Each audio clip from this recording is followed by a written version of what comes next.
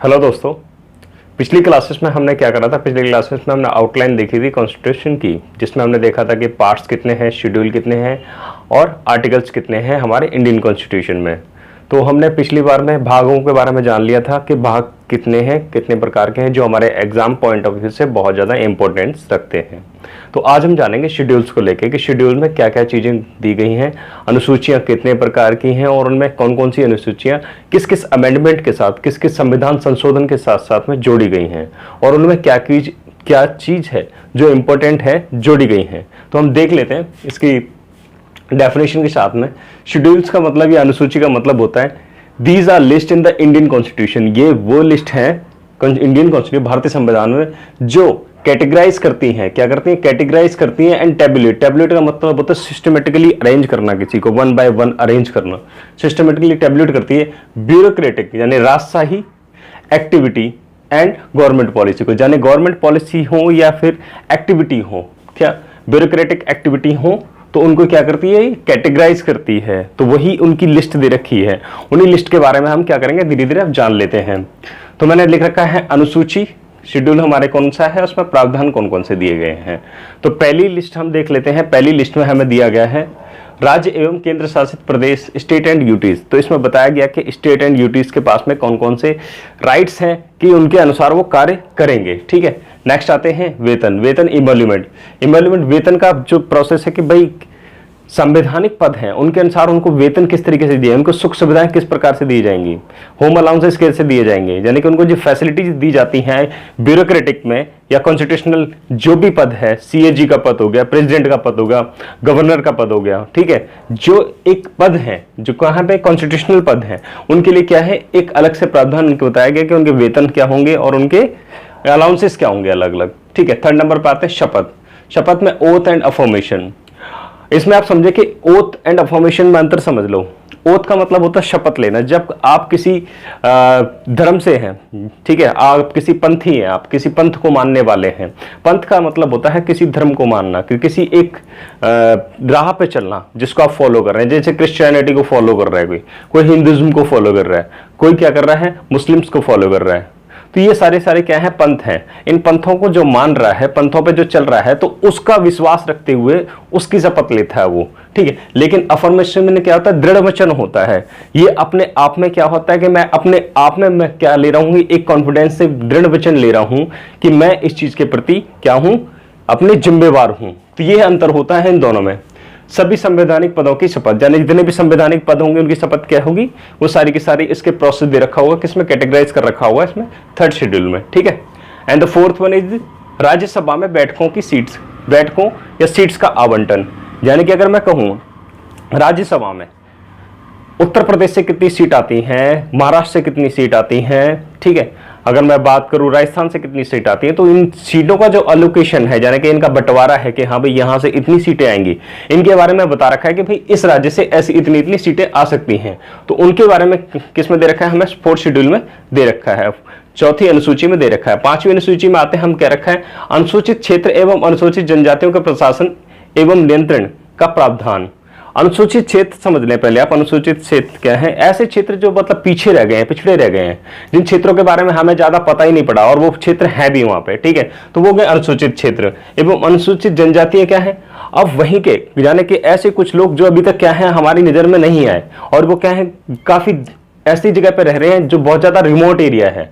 Remote का मतलब क्या है, बहुत ज्यादा पिछड़ा एरिया, बहुत ज्यादा बैकवर्ड एरिया है।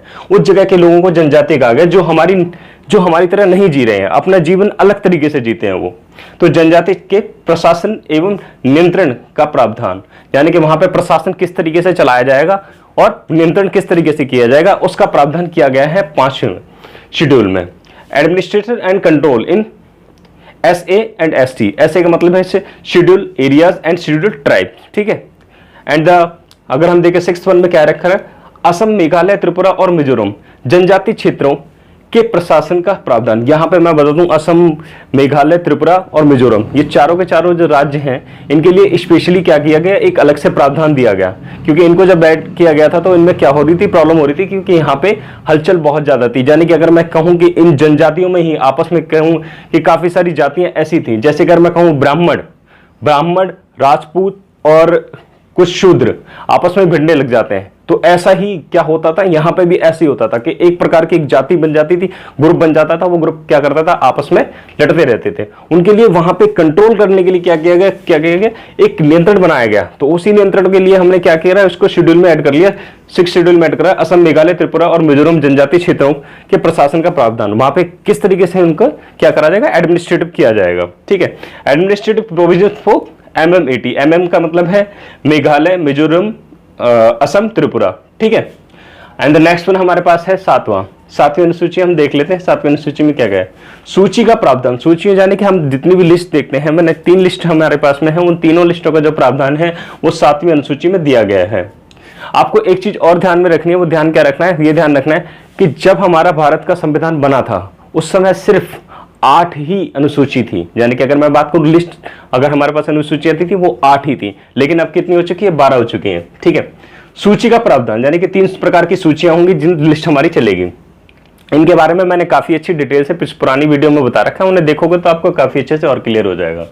प्रोविजंस फॉर लिस्ट, नेक्स्ट हम देखते हैं इसी में मूल संविधान। मूल संविधान का मतलब क्या है कि जब संविधान बना था, जब संविधान बन के तैयार हुआ था 26 नवंबर 1949 को हमने क्या कर लिया था, एक्सेप्ट कर लिया था। इसे हम ऑफिशियली क्या कब अनाउंस करा हमने, 1950 में 26 जनवरी को। ठीक है, तो मूल संविधान था। मूल संविधान में हमारे संघ सूची, अब उसमें देखें 3 प्रकार की लिस्ट है। संघ सूची यानी कि यूनियन लिस्ट है, राज्य सूची, हमारे पास स्टेट लिस्ट है, समवर्ती सूची, कंकरेंट लिस्ट है। 3 प्रकार की लिस्ट हमारे पास में दे रखी है। पहले आप समझ ले संघ सूची का मतलब क्या हुआ। संघ सूची का मतलब है कि सेंट्रल गवर्नमेंट यानी कि पार्लियामेंट यानी कि केंद्र सरकार जो नियम बनाती है वो उसके पास में इसका क्या है, दायरा है।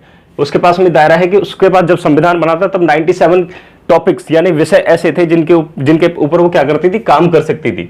97 टॉपिक्स के ऊपर वो काम कर सकती थी, यानी कि इसके अंदर कोई भी छेड़छाड़ नहीं करेगा। यानी इसमें सिर्फ कौन देखेगा, सिर्फ यूनियन लिस्ट देखेगी। यूनियन लिस्ट के जो लिस्ट होगी वही क्या करेगी, इसके काम करेगी, यानी कि यूनियन यानी सेंट्रल गवर्नमेंट काम करेगी। लेकिन राज्य सूची में क्या होता था, राज्य सूची में सिर्फ स्टेट यानी कि अगर मैं कहूं कि उत्तर प्रदेश है, बिहार है, छत्तीसगढ़ है, कर्नाटका है, तमिलनाडु है, ठीक है, आसाम है, तो ऐसे अगर राज्य हैं तो उन राज्यों में उनकी अलग से लिस्ट है कि भाई तुम्हारे पास में ये मैटर हैं, ये सब्जेक्ट है, इन सब्जेक्ट पे तुम काफी अच्छा इफेक्टिव काम कर सकते हो। तो उनके पास में मूल रूप से जब भारत का संविधान बना था उनके पास में कितने टॉपिक्स थे, यानी कितने विषय थे, उनके पास में 66 विषय थे। आगे देखते हैं समवर्ती सूची, कंकरेंट लिस्ट। इस कंकरेंट लिस्ट का अर्थ क्या है समझ लें। कंकरेंट लिस्ट का अर्थ यह है कि ऐसी लिस्ट जिसमें दोनों के दोनों काम कर सकते हैं, जैसे एजुकेशन पे दोनों काम कर सकते हैं।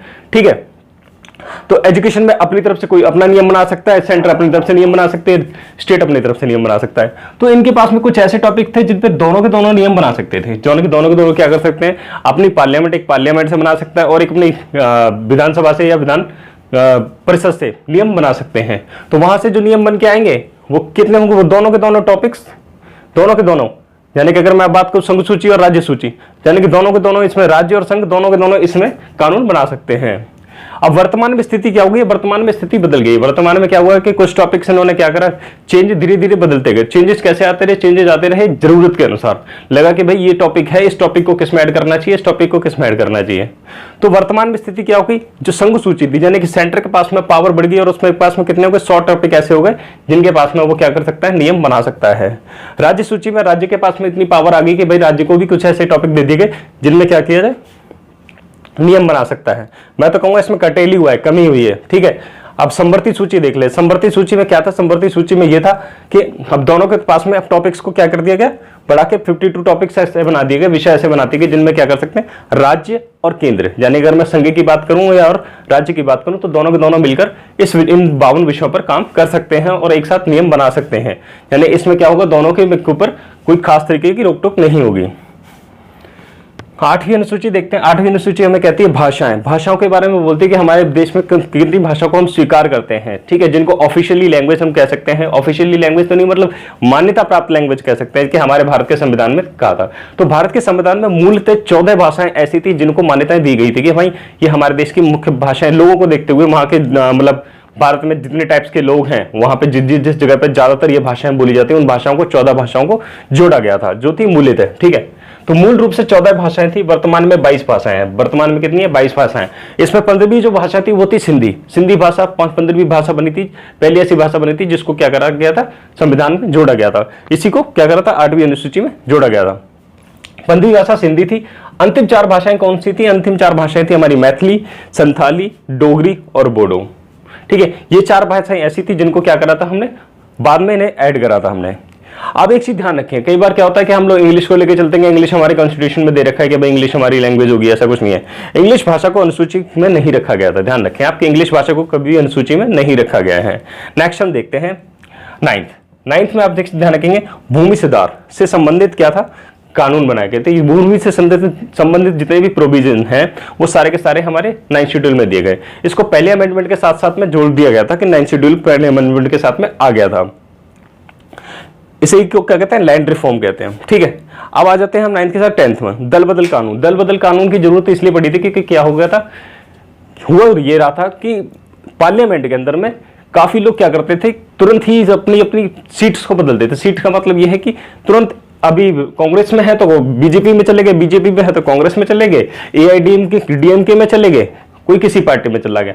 यानी कि वो क्या करते थे, शिफ्टिंग बहुत जल्दी होती थी। यानी कि अभी उनको यहां से, मुझे नहीं लगता क्या प्रोसेस है, पैसे प्रोसेस तो पता है, लेकिन बट ये कि पैसे लिए भाई इधर आ गया, पैसे लिए इधर आ गया। यानी कि सरकार गिरती रहती थी जल्दी और बनती रहती थी, ये होता था। जिसके कारण क्या हुआ कि इसके ऊपर एक शेड्यूल ही बना दिया इन्होंने, कहा कि भाई अब ऐसा नहीं होगा, एंटी डिफेक्शन लॉ बना रहे हैं और उसके लिए कुछ नियम बनाए जाएंगे और इस तरीके से प्रोसेस चलेगा। यानी कि टैबलेट होकर चलेगा, कैटेगराइज सिस्टमेटिकली चलेगा, ऐसे सिस्टम से चलेगा। तो हम देखते हैं, अब इसको देख लें आप, एंटी डिफेक्शन लॉ, दल बदल कानून आपके समझ में आ गया होगा। अब हम देखते हैं 11th में तो कह रखा है पंचायत की शक्तियां एवं अन्य प्रावधान। पंचायत की शक्तियां, यानी कि अगर मैं कहूं 1992 से पहले पंचायत हमारे पास में जिक्र तो था, बट उसको हमने कुछ मान्यता दी नहीं थी। लेकिन 1992 के बाद में क्या हुआ, 1992 के बाद में 73rd अमेंडमेंट था। 73rd अमेंडमेंट के साथ साथ में इसमें क्या किया गया, ऐड किया गया। 1992 में क्या ऐड किया गया, पंचायत को, यानी कि 11वें शेड्यूल को ऐड किया गया, पंचायत की शक्तियां एवं अन्य प्रावधान, और 29 विषय ऐसे दिए गए जिनके ऊपर पंचायत क्या कर सकती है, ग्रामीण रूप से या पंचायत के रूप में क्या कर सकती है, काम कर सकती है। उन टॉपिक्स को उठा के उन पे काम कर सकती है। जिनका 12th शेड्यूल क्या था हमारा, 12th शेड्यूल हमें क्या कहता है, 12th शेड्यूल हमें कहता है नगर पालिका की शक्तियां एवं अन्य प्रावधान। इसमें 18 विषय, तो इसमें नगर पालिका के पास में जितनी भी पावर्स हैं, ठीक है, और उनके पास में जैसे कि अगर मैं कहूं उनके पास में कुछ ऐसे विषय हैं, 18 विषय ऐसे हैं जिनके ऊपर वो क्या कर सकती है, पूर्ण रूप से काम कर सकती है। और इसे 74th अमेंडमेंट 1992 में ही ऐड किया गया था। यहां तक आपको समझ में आ गया होगा। तो दोस्तों अब हम देख लेते हैं प्रेम्बल, प्रस्तावना या उद्देशिका। इसे उद्देशिका क्यों बोला गया, क्योंकि आपको बताऊं, इसको जो सबसे पहले जो रिप्रेजेंट करा था, मैं कहूं रिप्रेजेंट करा था, उन्होंने करा था, जवाहरलाल नेहरू जी ने इसको रिप्रेजेंट करा था और कहा था कि हमारे देश का संविधान कुछ ऐसा होना चाहिए, उसका उद्देश्य कुछ ऐसा होना चाहिए। ठीक है, तभी से ये चीज़ क्या हो गई थी, हमारे दिमाग में आ गई थी और ये एग्जिस्टेंस में आ गया था प्रेम्बल एक तरीके से। तो इसको हमने 26 नवंबर 1949 को ही एक्सेप्ट कर लिया था, तभी से ये हमारे आप में स्वीकार कर लिया गया था। प्रस्तावना का मतलब उद्देशिका जो बताती है, ये बताती है कि भाई भारत के संविधान का मूल रूप से अर्थ क्या है, एक छोटे परिचय में, यानी कि एक शॉर्ट इन्फो दे देती है कि भाई भारत का संविधान ये कहना चाहता है, ये है। ठीक है, एक ऐसे कह सकते हैं कि एक इंसान है, एक इंसान का बायोडाटा उसके बारे में पूरे जीवन की डिटेल बता देता है कि उसने क्या क्या किया है। जैसे ही वैसे ही उसी प्रकार से प्रियम्बल भी इसी तरीके से होता है, प्रस्तावना भी इसी तरीके से होती है। इसमें लिखा रहता है हम भारत के लोग भारत को एक संपूर्ण प्रभुत्व संबंध समाजवादी पंथ निरपेक्ष लोकतंत्र गणराज्य बनाने के लिए तथा उसके समस्त नागरिकों को आत्मसमर्पित करते हैं। यानी कि अगर मैं कहूँ इस पूरी प्रस्तावना को अगर आप पढ़ेंगे तो आपको क्या पता पड़ेगा कि ये हमारे भारत के संविधान को क्या कर रहा है, इंट्रोड्यूस कर रहा है, बता रहा है कि हमारे भारत का संविधान कुछ ऐसा है। कुछ पॉइंट्स है जो आप ध्यान रखेंगे। यह संविधान का परिचय है, क्या है, परिचय, जैसा मैंने बताया कि इंट्रोडक्शन है कि संविधान कैसा है ये। यह उद्देश्य प्रस्ताव का विस्तार है। उद्देश्य प्रस्ताव जो मैंने बताया कि जवाहरलाल नेहरू जी ने क्या करता, सबसे पहले उद्देश्य प्रस्ताव को पारित किया था। कहाँ पे, जब वो उन्होंने सभा बनाई थी, संविधान सभा थी, उसमें उन्होंने उद्देश्य प्रस्ताव को रखा था कि भाई उद्देश्य हमारा ये होगा भारत के संविधान को लेके। ठीक है, उसके बाद ड्राफ्टिंग कमेटी बनी थी, उसके बाद में हमें संविधान हमारा बनके तैयार हुआ था। ठीक है, तो नेक्स्ट पॉइंट है संविधान की अंतिम प्रभुसत्ता और स्रोत हम भारत के लोगों में निहित हैं। प्रभुसत्ता का मतलब है, अंतिम प्रभुसत्ता का मतलब यह है कि जो नियम चल रहा है, जो हम चला रहे हैं, सरकार चला रही है, जो फाइनली जो चल रहा है सिस्टम पूरा का पूरा, वो हम लोगों में निहित है। हम लोग ही चुन के भेजते हैं किसी नेता को और वो नेता क्या करता है, शासन करता है और चलाता है। वही कह रहा है कि प्रभुसत्ता, यानी कि असली जो सत्ता है, अगर हम नहीं चुनेंगे किसी को तो वो पावर में नहीं आ पाएगा, वो नहीं चल पाएगा। समझ रहे हैं आप। और स्रोत हम में है। स्रोत हम क्या है, सिंपल सी बात है, हम ही नहीं होंगे तो फिर ये भारत का संविधान भी नहीं होगा, ये मान्य नहीं रखता। तो ये ध्यान रखें, संविधान की अंतिम प्रभुसत्ता और स्रोत हम भारत के लोगों में निहित है। थर्ड पॉइंट, प्रस्तावना में संविधान को स्वीकार करने की तिथि दी गई है। हाँ, ये कुछ इंपॉर्टेंट पॉइंट है जो हमें ध्यान रखना चाहिए कि भाई भारत, क्योंकि मामले कुछ ऐसे उठे थे, कुछ मामले ऐसे उठे थे जिनमें कहा गया था कि भाई प्रस्तावना संविधान का हिस्सा नहीं है, बट ये संविधान का हिस्सा है।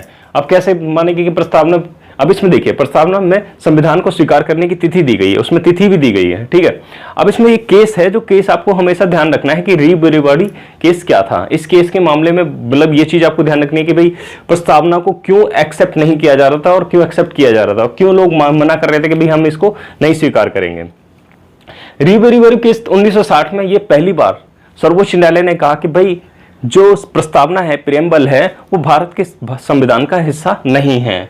तो ये रीबॉडी केस 1960 में क्या होता है, पहली बार सर्वोच्च न्यायालय ने कहा कि प्रस्तावना संविधान का हिस्सा नहीं है। फिर दूसरी बार ये केस आता है, चलो ये ठीक है भाई चल गया, लेकिन इसमें कई सारे इश्यू उठते हैं, भाई डेट को लेकर इश्यू आ जाता है कि इसमें डेट क्यों मेंशन है, ठीक है। इसमें जो हमारे वो जो वर्ड्स दे रखे हैं, वो वर्ड्स उन्हीं बेसिस पे तो हमारे भारत का संविधान टिका हुआ है, बातें यही चलती हैं। तो केशवानंद भारती केस में 1973 में होता है क्या है, इसके अनुसार प्रस्तावना संविधान का हिस्सा है। इसके अनुसार क्या हो जाता है, संविधान का हिस्सा, इसे एक्सेप्ट कर लिया जाता है। सर्वोच्च न्यायालय समय समय पर संविधान के मूल ढांचे की परिभाषित करता रहा है। तो आप ध्यान रखेंगे, जो एक्सप्लेनेशन का काम है, जो परिभाषा करने का काम है, जो परिभाषित करता है, वो सर्वोच्च न्यायालय ही करता है। प्रस्तावना में अभी तक सिर्फ एक बार 42वें संविधान संशोधन अधिनियम 1976 के द्वारा संशोधित किया गया है। यानी अगर मैं कहूं कि हमारी जो प्रियम्बल है, प्रस्तावना है भारत की, उसमें 42वां जो संविधान संशोधन हुआ था, उसके अनुसार हमने 3 वर्ड्स को ऐड किया था, वही मैंने आगे लिखा हुआ है। इसी संविधान संशोधन के द्वारा 3 नए शब्दों को जोड़ा गया। तो वो 3 नए शब्द आप ध्यान रखेंगे SSI के रूप में, ठीक है, SSI के रूप में आप याद रखेंगे। सोशलिस्ट, ठीक है, सोशलिस्ट समाजवादी, सेकंड है सेक्युलर पंथनिरपेक्ष, आई का मतलब इंटीग्रिटी, अखंडता। तो ये वर्ड आप क्या रखेंगे, ध्यान रखेंगे। आगे करते हैं। तो हमने देखा था 3 नए शब्दों को 42वें संविधान संशोधन 1976 के द्वारा जोड़ा गया था। उन 3 शब्दों को ध्यान रखेंगे आप, SSI थे, सोशलिस्ट, सेक्युलर और इंटीग्रेटेड, ठीक है। तीनों शब्दों को आप ध्यान में रखेंगे। उनको मैंने क्या करा है, अब 5 शब्द ऐसे हैं जिनको क्या है, ऑर्डरली आपको ध्यान रखना है, इनका मतलब क्या होता है। प्रस्तावना के शब्दों का क्रम क्या है, शब्दों का क्रम वो देख लें आप। सोवरेन, सोवरेन का मतलब होता है प्रभुत्ता संपन्न या संप्रभुत्ता। अब इसका अर्थ समझ लें आप, पूर्ण स्वतंत्र, यानी कि हम पूर्ण रूप से स्वतंत्र हैं, कंप्लीट इंडिपेंडेंस, ठीक है, एब्सोल्यूट इंडिपेंडेंस है, अर्थात बाह्य रूप से हम स्वतंत्र राष्ट्र हैं। बाह्य रूप से हम क्या हैं, एक स्वतंत्र राष्ट्र हैं।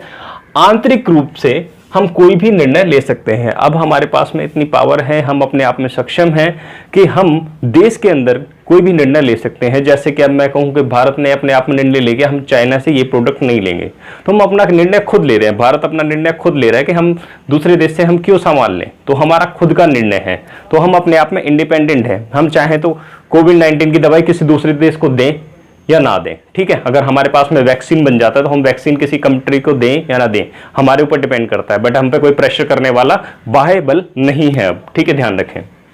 सेकंड वर्ड है सोशलिस्ट। सोशलिस्ट का वर्ड यहाँ पे जो समाजवादी शब्द है, इस समाजवादी शब्द का अर्थ समझ लें, धन के संचय को कुछ लोगों के हाथों में जाने से रोकना। समाजवादी का अर्थ ये है कि समाज में क्या रहे, समानता रहे। समाजवादी का अर्थ ये है कि समाज में समानता को लेके आना, यानी कि निचले वर्ग को और उच्च वर्ग को, दोनों को क्या रखना, हमें बैलेंस बना के रखना।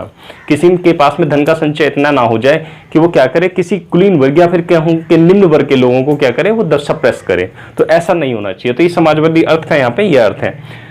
थर्ड वर्ड है सेकुलर। सेकुलर वर्ड के बारे में मैंने अभी आपको थोड़ी देर पहले ही समझाया था कि पंथ निरपेक्ष होता है। पंथ का मतलब मैंने आपको बताया था, किसी एक धर्म एक अपने आप में एक बहुत बड़ा शब्द है। इस शब्द की व्याख्या अगर मैं करने बैठ गया तो लगभग 20 मिनट तो इस धर्म के ऊपर चल जाएगा, ठीक है। आप पंथ का ध्यान रखें। पंथ का मतलब है एक राह पे चलने वाला व्यक्ति, ठीक है। जैसे मैं चलता हूं, मैंने सनातन धर्म को मैंने मानता हूं, तो मैं सनातन राह पे चल रहा हूं, ठीक है। अब मैं कोई है कि जो क्या करता है, क्रिश्चियनिटी को फॉलो कर रहा है, तो क्रिश्चियनिटी के जो रूल्स हैं, नियम हैं, उनको फॉलो कर रहा है। मुस्लिम है तो वो क्या कर रहा है, मुस्लिम के जो नियम हैं उनको फॉलो कर रहा है, तो वो एक नियम है, उनको जो फॉलो करने का तरीका है। बुद्धिज्म है तो बुद्धिज्म के अपने नियम हैं, तो उन नियमों को जो फॉलो कर रहे हैं उनको बोला जाता है पंथी, यानी कि वो उस पंथ पे चल रहे हैं या उस राह पे चल रहे हैं, ठीक है। तो यहाँ पे ध्यान रखें, हम किसी भी पंथ का, सरकार का कोई पंथ नहीं होता, ध्यान रखें आप, ठीक है। सरकार का अपना कोई पंथ नहीं होता और वो किसी में किसी प्रकार का मतभेद नहीं रखती है, यानी कि वो क्या है, पंथ निरपेक्ष है, पंथ के प्रति, किसी भी पंथ के प्रति उसकी कोई भावना नहीं है। फोर्थ पॉइंट है डेमोक्रेसी। डेमोक्रेसी का मतलब आप बहुत बखूबी जानते हैं, वो जनता का शासन, यानी कि जनता के द्वारा चुना हुआ शासन, जनता का शासन, ठीक है। डेमोक्रेसी का मतलब आप समझ भी गए, डेमोक्रेसी का अर्थ समझ गए आप। नेक्स्ट देखें रिपब्लिक। रिपब्लिक का मतलब है गणराज्य या गणतंत्र। गणराज्य या गणतंत्र का आप सीधे मायने में दिमाग रखें, इलेक्टेड, ठीक है, जो चीज चुन के आ सकती है, जिसे चुना गया हो, लोगों के द्वारा चुना गया हो, ठीक है, तो वो चीज आप दिमाग में रखेंगे। तो मैंने क्या करा, आज आपको प्रियम्बल को मैंने कंप्लीटली समझा दिया और इनसे रिलेटेड कुछ क्वेश्चन आ जाते हैं। वो क्वेश्चन यही आता है, कई बार क्वेश्चन ये आया कि भारत के संविधान में प्रियम्बल को कितनी बार अमेंड किया गया, तो ये था क्वेश्चन का आंसर था उसमें। 42वें संविधान संशोधन के द्वारा, 43वें, 44वें, 45वें, ठीक है, तो ये क्वेश्चन था। तो उस क्वेश्चन में आपको ध्यान रखना पड़ेगा, 42वें संविधान संशोधन के द्वारा एक बार अमेंडमेंट किया गया है, ठीक है, 1976 में किया गया है। और सेकंड क्वेश्चन ये आया था कि इसमें 3 नए शब्द कौन कौन से जोड़े गए थे, तो वो 3 नए शब्द आपको ध्यान रखना है SSI के रूप में, ठीक है, सोशलिस्ट, सेकुलर और इंटीग्रिटी, ठीक है। 3 शब्दों को अगर आप ध्यान रखेंगे तो आपको कोई चीज नहीं भूल सकते हैं। तो आप क्या रखेंगे, ध्यान रखेंगे, तो इन पे ज्यादा मेहनत करते रहेंगे और जितनी चीजें हैं, बहुत सारी चीजें आपको ध्यान रहेंगी। तो प्रेम्बल आज हमने क्या किया है, कंप्लीट कर लिया है। तो अब नेक्स्ट क्लास में हम क्या करेंगे, नेक्स्ट क्लास में हम आर्टिकल्स उठाएंगे, पार्ट 1, पार्ट 2, पार्ट 3 से लेके हमारे जो 25 पार्ट्स हैं, उन पार्ट्स को हम क्या करेंगे, जानेंगे। उन पार्ट्स में जितने भी क्वेश्चंस होंगे, उन क्वेश्चनों को हम डील करते चलेंगे साथ के साथ में, और समझते चलेंगे कि भाई कौन कौन से आर्टिकल हैं जो बहुत ज्यादा इंपॉर्टेंट है हमारे पॉइंट ऑफ व्यू से, एग्जाम पॉइंट ऑफ व्यू से, ठीक है। तो मैं आपको मिलता हूँ नेक्स्ट क्लास में आर्टिकल्स के साथ में, पार्ट 1 के साथ में। तब तक के लिए जय हिंद, जय भारत।